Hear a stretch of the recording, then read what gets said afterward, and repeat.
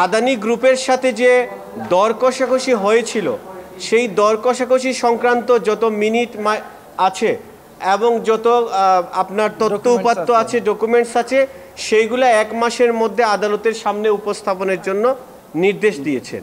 এখানে বাংলাদেশের স্বার্থ কোনোভাবেই রক্ষা করা হয় নাই, শুধুমাত্র আদানি গ্রুপের স্বার্থ রক্ষা করা হয়েছে বলে এইখানে প্রতীয়মান হয়েছে। বিভাগের সাথে ইন্ডিয়ার আদানি গ্রুপের একটা পাওয়ার পারচেজ এগ্রিমেন্ট হয়েছিল 1600 মেগাওয়াট বিদ্যুৎ আমদানির জন্য।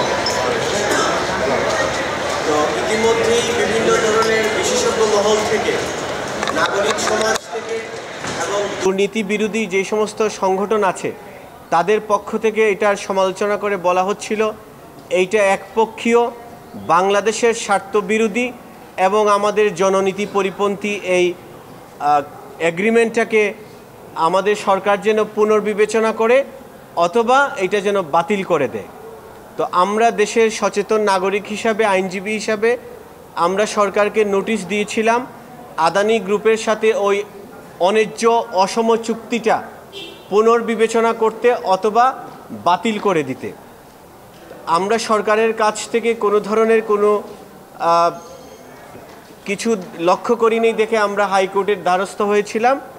আমরা একটা রিট পিটিশন দায়ের করি, সেইখানে আমরা আদানি গ্রুপের সাথে অন্যায্য এবং অসম চুক্তিটা ন্যায্যতা এবং সমতার ভিত্তিতে বাংলাদেশের স্বার্থ রক্ষা করে যেন পুনর্বিবেচনা করা হয়, না হলে যেন বাতিল করা হয়, এই মর্মে নির্দেশনা চেয়েছিলাম।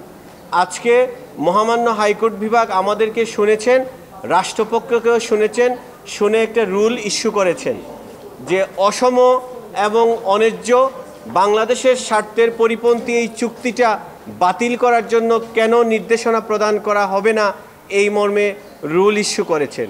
সাথে সাথে 3টা অন্তর্বর্তীকালীন আদেশ দিয়েছেন।